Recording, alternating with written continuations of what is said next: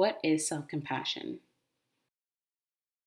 Self-compassion involves acting the same way towards yourself when you're having a difficult time, fail at something, or notice something about yourself that you don't like.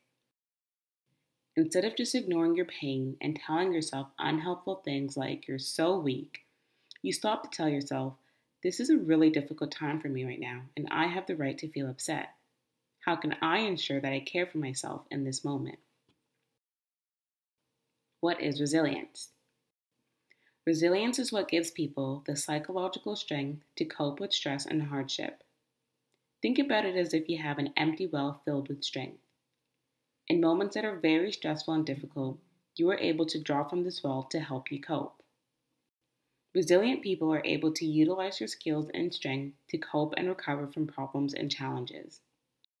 Instead of falling into feelings of hopelessness or hiding from problems with unhealthy coping strategies, resilient people face life difficulties head on. So, what are some ways to help build self-compassion and resilience?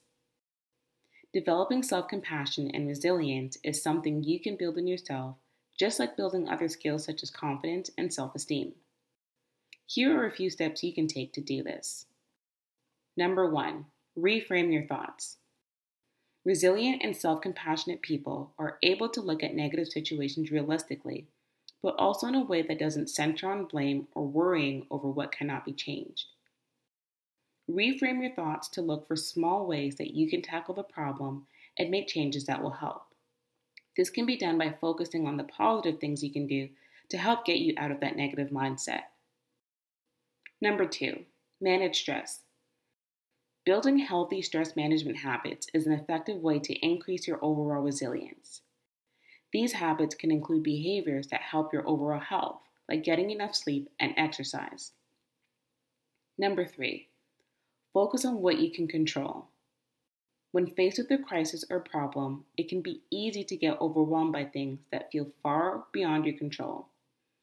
Instead of wishing that there was some way you could go back into time or change things, try focusing only on the things that you can do directly to impact the situation.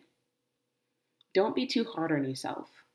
Be kind and show yourself some grace and forgiveness, which will help you to effectively look at taking positive next steps. Number 4, seek support.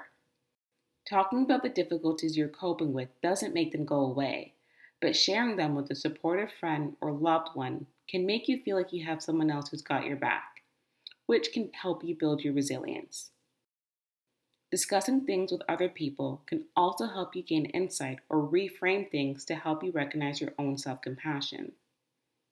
If there's one thing to remember, it is that having self-compassion means you give yourself permission to not be perfect. It means accepting yourself and the situation you're in, even if they're difficult and hurtful. Utilizing your resilience in these difficult situations will help ensure you're taking beneficial steps to address the situation and work towards creating positive change.